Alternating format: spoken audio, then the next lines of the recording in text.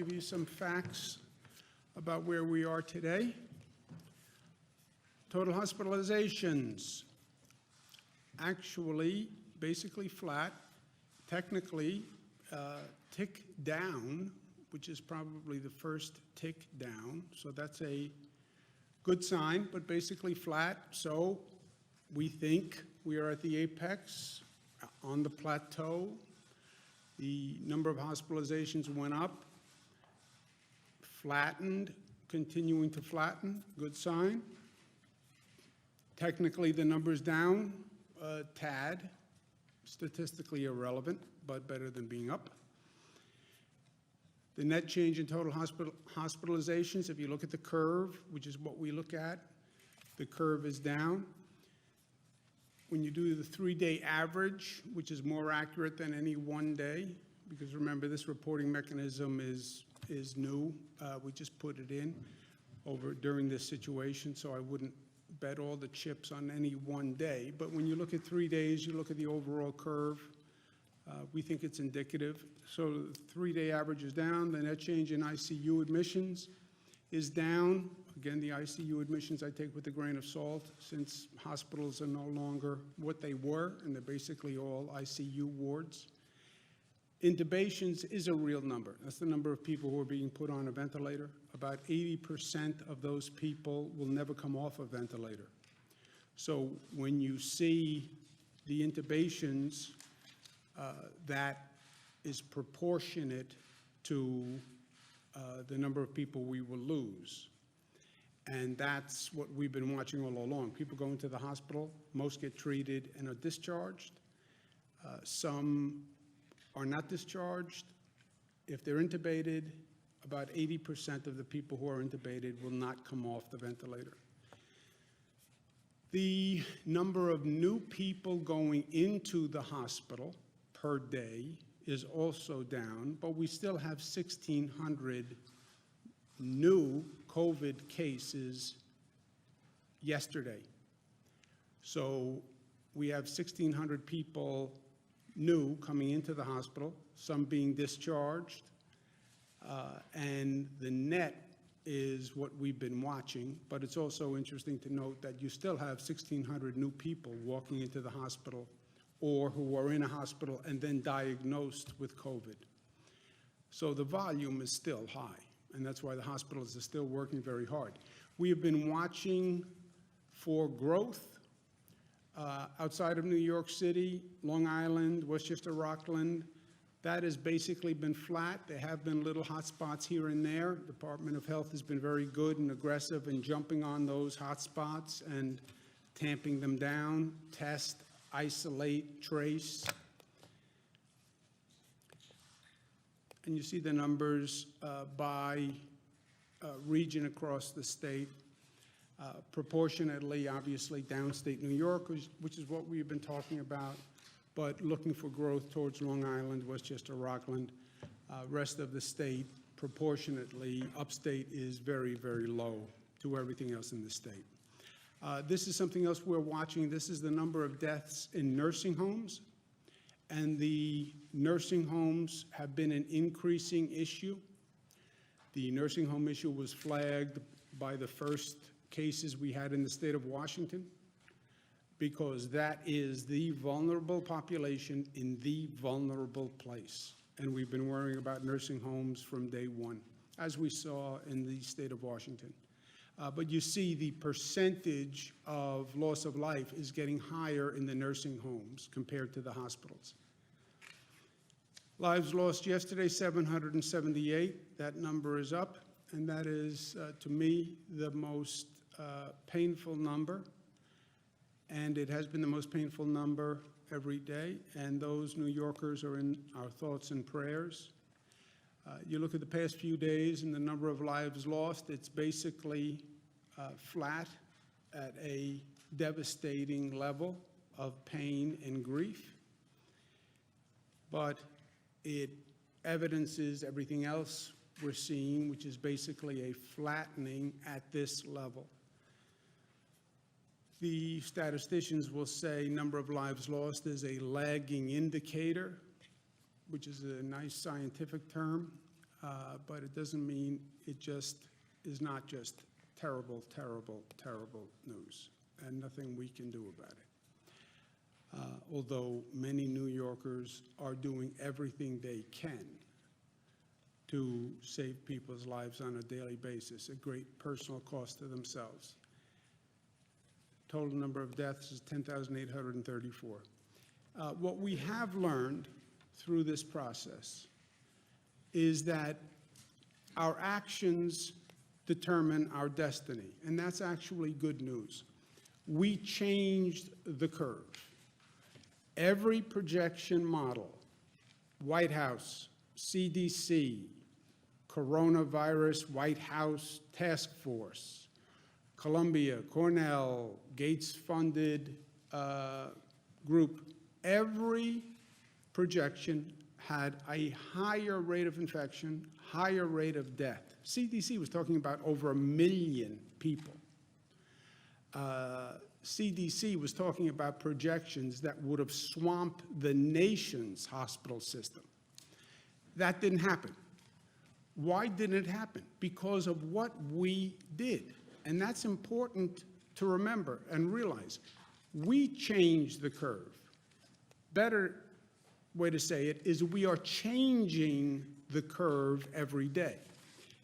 We have shown that we control the virus doesn't control us. And this is a big deal. Look, we could have been in a place where we couldn't stop the spread of the virus. We could have done this whole lockdown, closed down, shut down, and you still could have seen those numbers going up. That would have been a frightening place. We should take some comfort in the fact that we have demonstrated that we can actually control the spread of the virus. Now, tremendous, dramatic pain to do it, shut down everything. But thank God we can control the spread. Can you imagine how bad a situation it would be if we did all of this and you still saw those numbers going up? You lock up your family, you protect them, but somehow the virus still infiltrated the house. That would have been frightening. So there is good news in this. But there's also a caution flag. We are, in some ways, artificially controlling that curve. We've taken all these extraordinary actions, and we are reducing the rate of infection. That means whatever we do today will determine the infection rate tomorrow. It is total cause and effect. So you stop doing what you're doing, or you behave differently, and you will get a different result. And that's important to remember as we talk about reopening. Everybody's anxious to reopen. I get it. I'm anxious to reopen. Cara and Michaela went out of the house. I trust you. They trust me. They love me. They love spending time with me, but they're sort of done with the entire experience. And that's universal. People need to get back to work. The state needs an economy. We cannot sustain this for a prolonged period of time. Everybody agrees. But everybody will also say how you reopen is everything, because of the first point, which is we are now keeping down that rate of infection. And if you start acting differently, you will see a corresponding increase in that rate of infection. And the worst scenario would be if we did all of this, we got that number down, everybody went to extraordinary means, and then we go to reopen and we reopen too fast, or we reopen and there's unanticipated consequences and we see that number go up again. Well, you're being hyper cautious. Oh, really? Go look at other countries that went through exactly this, started to reopen, and then they saw the infection rate go back up again. So let's at least learn from past mistakes. We've laid out a way to reopen, coming up with a comprehensive plan. First, that is regional in nature. We have 7 states that we're working with. The virus doesn't understand state boundaries. doesn't understand that it needs a passport. You know, it defies all of our norms. So how do you put the best minds together in a 7-state area, come up with a regional strategy? Because the virus can get on Amtrak, the virus can get on a plane, the virus can get in a car and drive up 95. We're all connected. And in truth, since nobody knows where they're going, and nobody's done this before, let's think together and let's plan together. If we can't come up with a common plan, let's see if we can come up with a plan that's not contradictory. Let's see if we can get to a place where what Connecticut does, New Jersey does, is not counter to what we're doing here in New York. And that's the point of the 7 states working together. Also, the point is it doesn't work unless you coordinate the reactivation of all the systems. I did this graphic because no one got when I went like this yesterday, and I said the gears have to mesh. This is what I was saying. I could see, Nick, that you did not get what this meant. So that's a clarifier for you personally from yesterday. We also have to be clear on who is responsible for each element of the opening. The president said last night that he has total authority for determining how and when states reopen. That is not an accurate statement, in my opinion. Now that we know that government actually matters and government is relevant and that government has to be smart, because what government does is determining how this goes. It's literally determining, in many ways, life and death. We have to be smart about it. The federal-state relationship is central to our democracy. This has been a topic discussed since our founding fathers first decided to embark on this entire venture, right? This is basic federalism, the role of the states and the role of the federal government. It is important that we get this right. Our founding fathers understood, and we have to remember today, that the balance between the state and the federal, that magnificent balance that is articulated in the Constitution, is the essence of our democracy. We don't have a king in this country. We didn't want a king, so we have a constitution and we elect the president. The states, the colonies, formed the federal government. The federal government did not form the states. It's the colonies that ceded certain responsibility to a federal government. All other power remains with the states. It's basic to our Constitution and that federal-state relationship. Hamilton, who in many ways was representative of this discussion of the balance of power. State governments possess inherent advantages which will ever give them an influence and ascendancy, a beautiful word, over the national government, and will forever preclude the possibility of federal encroachments on the states. That their liberties indeed can be subverted by the federal head is repugnant to every rule of political calculation. Strong language, but that was the premise. So there are laws and there are facts, even in this wild political environment. What do? We do what we do because we are New York tough, but tough is more complex than many people think it is. Within that word tough is smart and united and disciplined and loving. They are not, they're not inconsistent to be tough and to be loving. Let me make a personal point, not necessarily a factual point. The president did his briefing last night, and the president was clearly unhappy. The president did a number of tweets this morning where he's clearly unhappy. Did a tweet about mutiny on the Bounty and governors are mutineers. I didn't follow the exact meaning of the tweet. But the basic essence of the tweet was that he was not happy with governors and that this was a mutiny. The president is clearly spoiling for a fight on this issue. The worst thing we can do in all of this is start with political division and start with partisanship.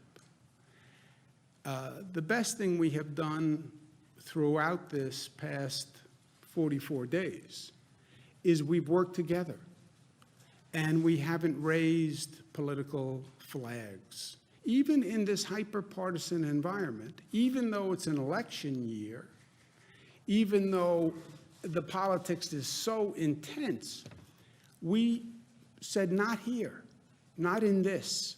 This is too important for anyone to play politics. It was a no politics zone, right? This is just about doing the right thing, working together. And that's important, and we have to stay there. We're all in a little bit of a reflective mood. I'm in a reflective mood. And everything we do here is so important, and every day is so important. And I was thinking after the president made his comments and looking at some of the remarks and looking at the tweets, reminded me of a poster I saw when I was in grade school. St. Gerard Magella, Queens, New York, Catholic school. Red blazer, gray pants, white shirt, little clip-on tie, the tie with the hook. Remember the hook tie that you had to put the hook on, and then it looked like you had a real tie, which I never understood because the hook was harder to do. You had to hook and then you had to adjust the band, which was harder than just teaching a kid how to just tie the tie. Would have been easier. But I was in grade school and there was that poster that came from a Sandberg poem, I think. Suppose they gave a war and nobody came. And I was looking at the poster, and I didn't really get it because even then I was very literal.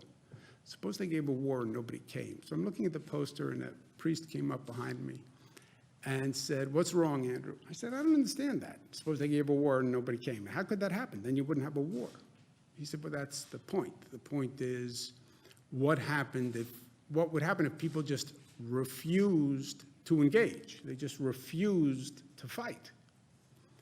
And I still didn't get it and he said, sometimes it's better to walk away from a fight than engage it. Sometimes it takes more strength, frankly, to walk away from a fight than engage it. The president will have no fight with me. I will not engage in it. I've sat here every day for 44 years asking New Yorkers to remember that this is not about me, it's about we. I understand you're personally inconvenienced. I understand you're frustrated and stressed and anxious and you're feeling pain. Think about we. Think about get past yourself and think about society and think about your family and think about interconnection and act responsibly for everyone else. This is no time for politics, and it is no time to fight. I put my hand out in total partnership and cooperation with the president. If he wants a fight, he's not going to get it from me. Period. This is going to take us working together. We have a real challenge ahead. Just because those numbers are flattening, it's no time to relax. We're not out of the woods. In this reopening, we could lose all the progress we made in 1 week if we do it wrong. And we have a number of challenges ahead. We have to figure out how to do this. How do you have a public health strategy that works with an economic reactivation strategy? Nobody has done this before. How do you start to increase the number of essential workers? How do you learn the lessons of the past? How do you start to do the massive testing that we're going to have to do here and that we don't have the capacity to do today? The capacity does not exist. The private sector companies that do testing, we can only get about 60,000 tests per month. That's not enough. We're going to do the antibody testing, but that's not enough either. How do we do this? Put together this whole testing system and do it in a matter of weeks? It is a real question. How do we use technology? Apple and other companies are working on using technology to do tracking. How do we do that? And how do we do it fast? And how do we take all our strength and our collective strength and take this nation's collective strength and figure out how to do those challenges? 50 years ago this week, Apollo 13 gets damaged 220,000 miles from Earth. Somehow they figure out how to get a spaceship back 220,000 miles 50 years ago. That's America. Okay, figure out how to do testing. Figure out how to use technology to do tracing. That's what we have to work on. And we have to do that together. We have to do, as a government, what our people have done, right? Sometimes political leaders can learn best from following people who are normally ahead of the politicians. Look at how people have been selfless and put their own agenda aside for the common good.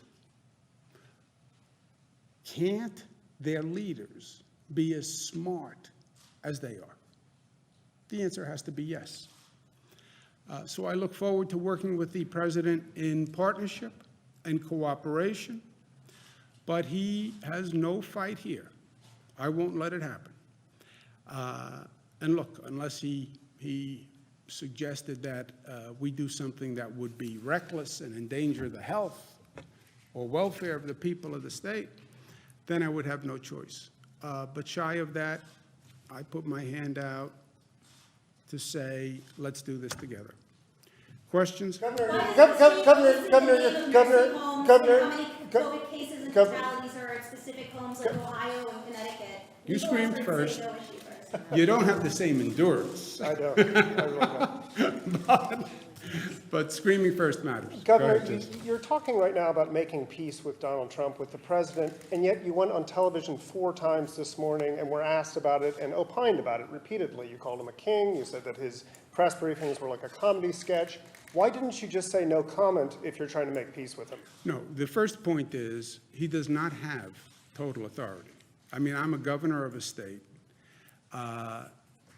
The statement that he has total authority over the states and the nation cannot go uncorrected. I mean, it's just a factual statement that is factually wrong. 10th Amendment to the Constitution. There's a whole body of case law. I mean, there are many things you can debate in the Constitution because they're ambiguous. This is not one of those things that is ambiguous. So that statement cannot stand. And it's not only violative of the Constitution, it's violative to the very concept of democracy. I mean, this was the first battle. Do we want a king or do we want a president? And we opted for a president. So that statement cannot stand, period. Hominem attacks, calling him a king, saying that it's like a comedy sketch, saying No, that's not how it is. His proclamation is that he would be king. That's what a king is. A king has total authority. That statement cannot stand. The whole mutiny on the bounty, the governors are mutineers, whatever that means, and whatever the rest of the theory was. I'm not going to fight. I'm not going to get into that fight. Look, I bent over backwards. He said a nasty comment about what it was, but he's right. I worked very hard to be in partnership with the federal government this past month. I worked very hard to stay away from politics. And he is right. I did call and say I need federal assistance. I did call and say I need possible overflow beds. That he is right that he did move very quickly to get us Javits and the USNS Comfort. And I said that repeatedly. And I praised him for his actions. And he was right there, too. The federal government has a very important role. I was a cabinet secretary. I did it for 8 years. I know how key the federal government is. Frankly, I know how powerful they actually could be in being of assistance. And I don't even think they were as powerful as they could be. And the federal government has tremendous, tremendous capacity that we need now. So yes, he's right on all of that. He's right that we asked for cooperation and assistance. And he's right that he delivered. And I've said that all along. But this mutineers and it can't exist. Why is the state releasing the name of nursing homes and how many COVID cases and fatalities are? I don't have anything specific to talk to him about today. There's no action item for us to talk about. Did you talk to him after what's been going on? I would have no, it'd be my pleasure to speak with him, but we don't have anything that is,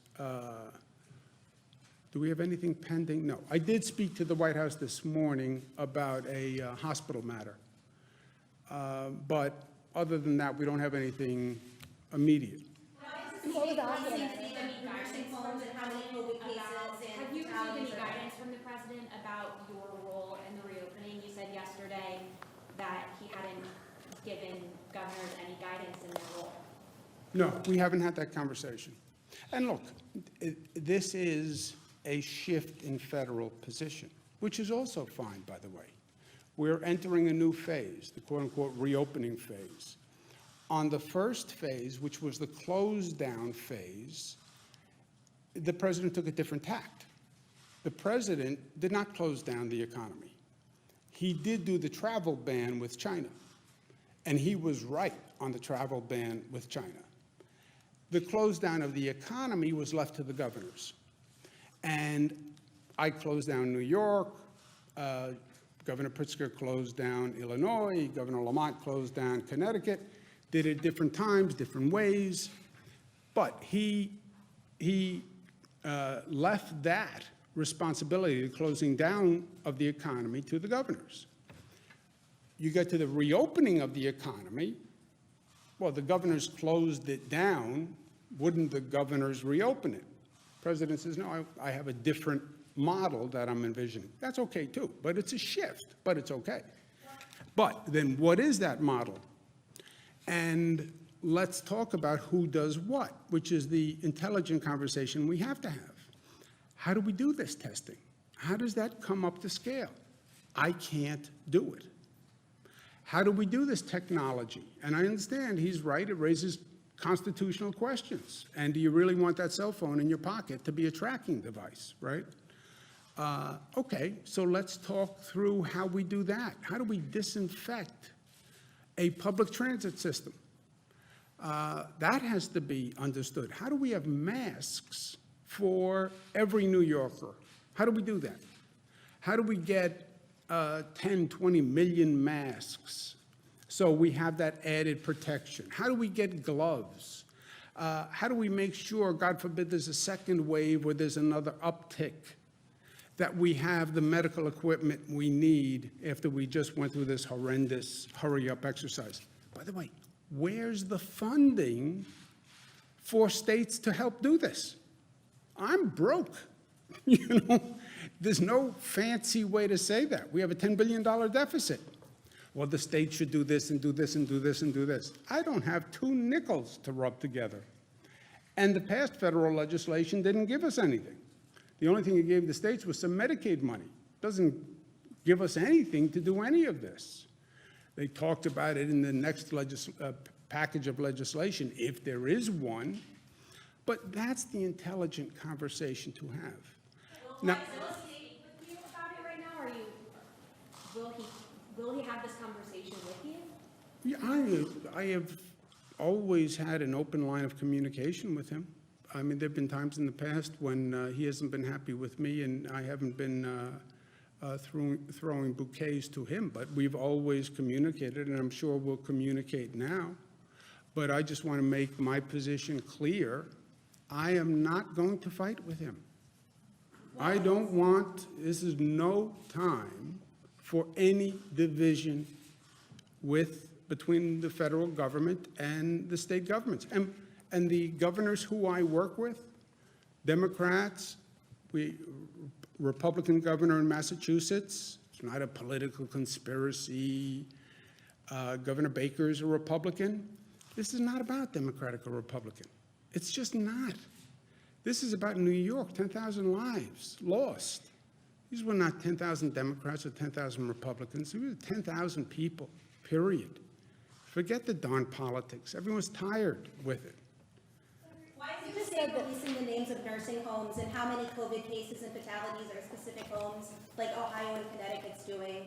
Legal experts say that there's no HIPAA issue here. Okay, you want to speak to that, Dr. Jim? We put out the nursing home death data by county yesterday, and as you could see, some of them had one case. What we're worried about is personal privacy protection, working with the Department of Health. There's there's about 600 nursing homes in the state. This goes for hospitals as well. There's some very small hospitals where they report out 1 or 2 deaths a day. We just want to go through the data and make sure we're not releasing any potential personal information, and as soon as that's done, that will be made available for people.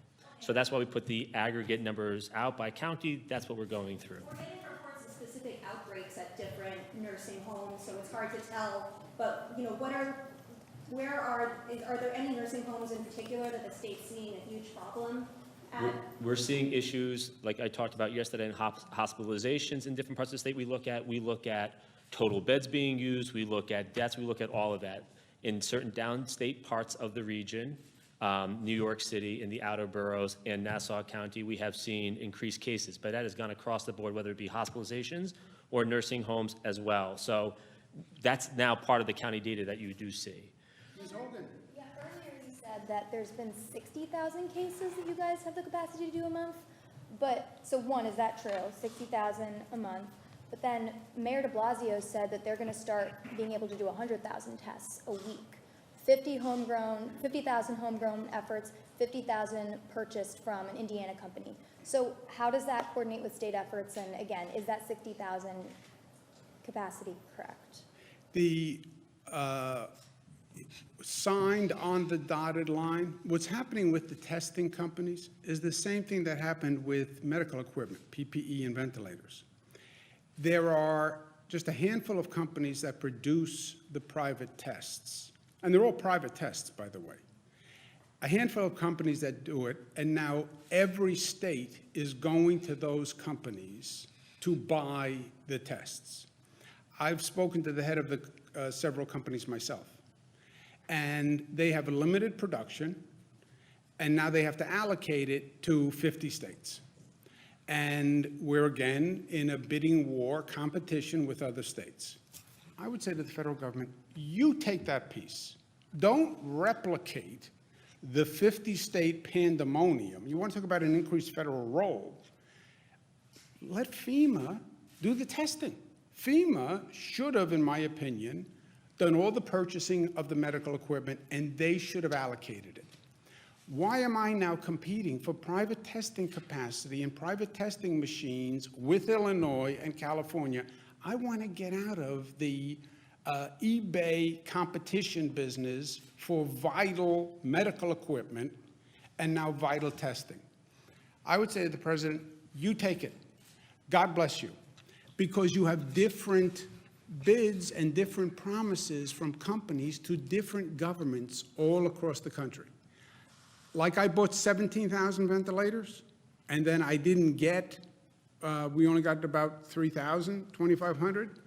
The same thing's going to happen with the testing. The city can get 50,000 made a Well, week, that's but what, the state can't. well, they're told that from a company. Do I believe we're going to see those numbers actually produced? No, because I think the same thing is going to happen that we just went through for the past month, where those companies are going to get oversubscribed, they're then going to bid up the price, and it's going to go to the highest bidder. We learned this lesson. I saw this movie. I just lived it for the past month. It cost taxpayers tremendous amounts of money, Private companies got very rich. You want to talk about going to a new phase with a different model? Let's inform it from the past model. Tell FEMA, you buy all the tests for the country, allocate them by need. This is where the cases are. New York, you're X% of the cases. Illinois, you're Y% of the cases. Massachusetts, you're Z% of the cases. The federal government is going to buy them, and then the federal government is going to allocate them. Not this, let's give each government or level of government functions that they perform best. And one of the really painful lessons was all this crazy competing by states and cities for medical equipment. We're going to do that again? That makes no sense. Governor, the accuracy of the serological tests, and what's the plan if those can't get scaled up in the way that you think is needed to reopen? What is the accuracy, would you say? It varies. There are many different tests there. We're looking at the tests that have, over 95% accuracy. We are working to scale this up both by our public lab, which is our state lab, the private sector labs that are out there. We're looking at those, as well as the hospitals, which have labs as well. And how do you address the false positive issue? Because if someone goes back to work, but they don't actually have the antibodies like the test says, and then that creates its own problem. Well, we are looking at that. For example, our state lab, the test that we've developed is basically 6 standard deviations out, which basically means that you're really way up there over the 99% accuracy, if not higher. But you are right. Can I just follow? You are right. There are different private sector tests with different accuracy rates. And that's one of the other complications. Go buy tests. Or whose test, which test, what level of accuracy. And that, I think, it's something we have to figure out one way or the other. But I would say that's something the federal government should take. What's the capacity on that at this point? How many antibody tests can you do? You mentioned a couple of thousand, Right, so the state, will be by next week at 2,000 tests that we will be able to do per week at that point. 2,000 tests per day next week, yes. That still seems like a long way to go in a But- state of but- 19 million people, though, Right, right? but that's that part, but we're also working with some of the private sector companies to be able to get in the tens of thousands of tests, as well as the hospitals. Several hospitals have developed tests. There are different ways to do these tests. You could do it as a blood test. We are looking at a finger stick test as well, where you just do a little blood spot, and there's technology for that as well. Yeah, but just to follow up on that for a second. Look, you could have a whole symposium on testing. There are 2 types of tests, the antibody test and the diagnostic test. The antibody test, state health department has a test, and you're right, it's their limited capacity. Let's say they can do, you said 2,000 a day, so let's say 14,000 a week. What is 14,000 a week going to do for you? And by the way, what can the antibody population really be in the scope of things, right? Antibody population, people who had the illness and have recovered. Okay, that's important to know, and we're very aggressive on antibody testing, but how many people are going to test positive, right? What % of the population at this point do you think had the coronavirus? What could a number be? 20%. 20%, 10%? Okay, you want to find that 10%, 20%, but then that's not enough to restart and get back to normalcy. That diagnostic test is going to be key. And now, think of the volume on that diagnostic test. We're 19 million people. How many diagnostic tests do you want to buy for 19 million people? And then multiply that by the nation. Look at the need. And I'm telling you, you literally have a handful of private sector companies that do this now. Well, how do you scale that up? I don't know. How did you get a rocket ship 220,000 miles back from the moon 50 years ago? But if you could figure that out, you can figure this out. And if the federal government wants to know a valuable role, this is going to be a key element to all of this. Basically talking about testing everybody for coronavirus in the entire state as a prerequisite to getting the. No, no, you would never get there. If you said that was the prerequisite, you'd be closed ad infinitum. But you want testing capacity as a tool where businesses can use it as a tool. You want temperature taking, right?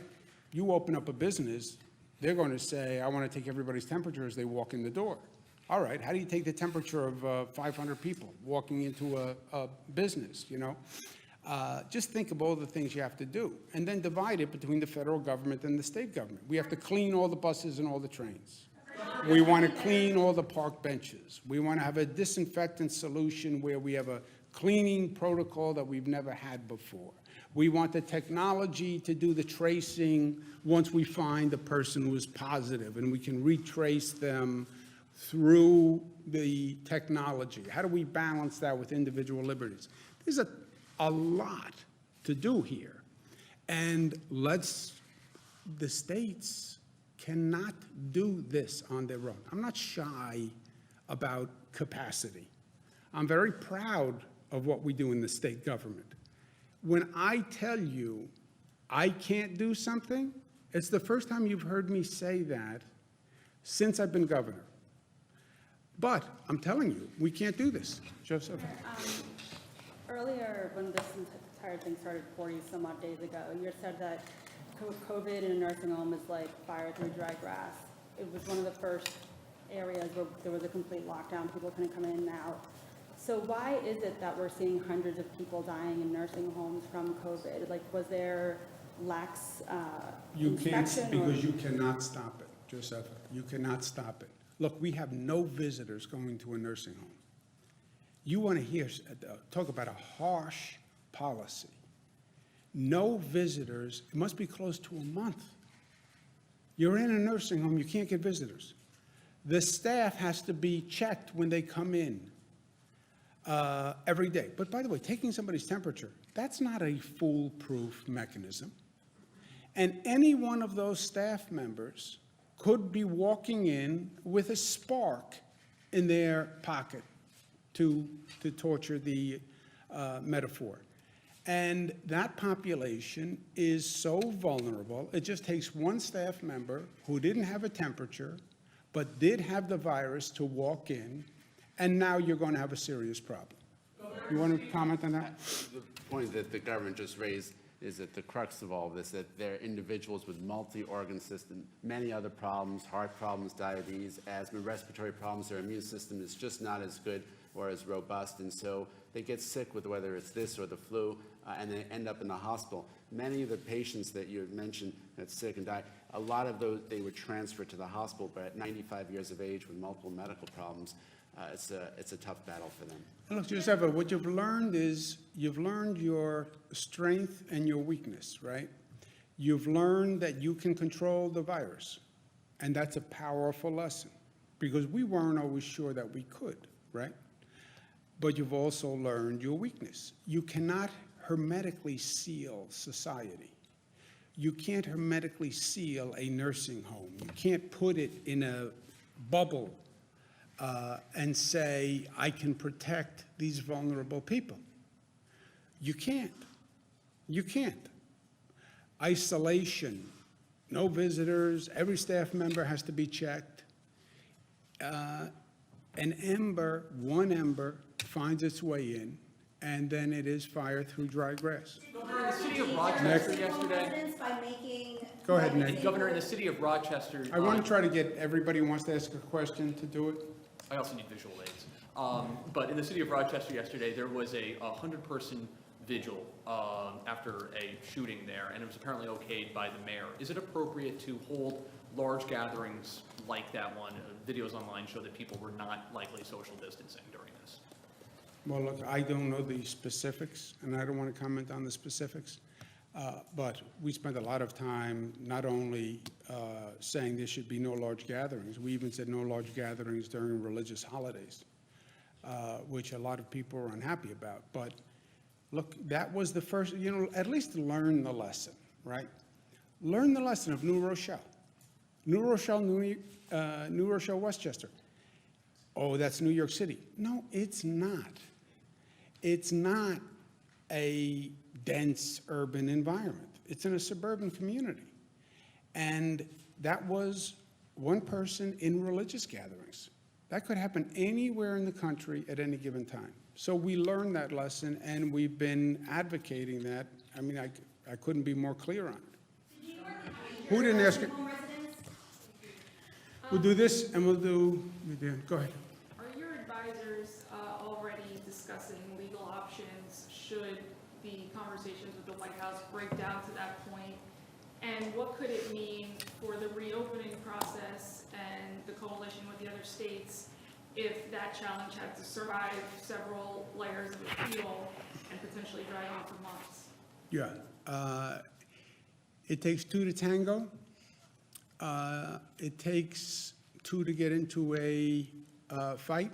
It takes two people to get into a litigation. I am not interested in fighting with the president.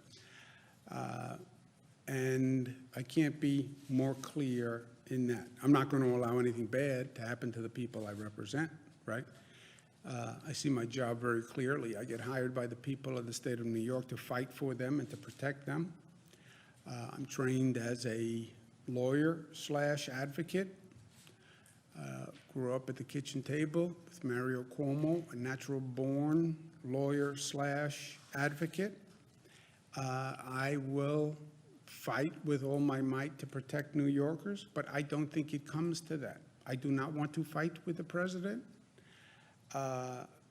He is wrong on the law. I don't think this is a legal issue. This is no time. You don't even have the luxury for the argument. And there's too much to do for everyone. There's just too much to do. I can't do it. He can't do it. I'm not even sure how quickly we can do it together. So what's the fight about? Go ahead. That was actually exactly my question, but have you talked to the AG about Come up with a new question, fast. Have you talked to the AG about that at all? About No. the challenge? Got to be a better question than that. Go ahead. Would there be an argument of like state sovereignty, I guess? 'Cause That you would said- be the argument. Yeah, Constitution. sovereignty is something that- I'd call Alexander Hamilton. Did you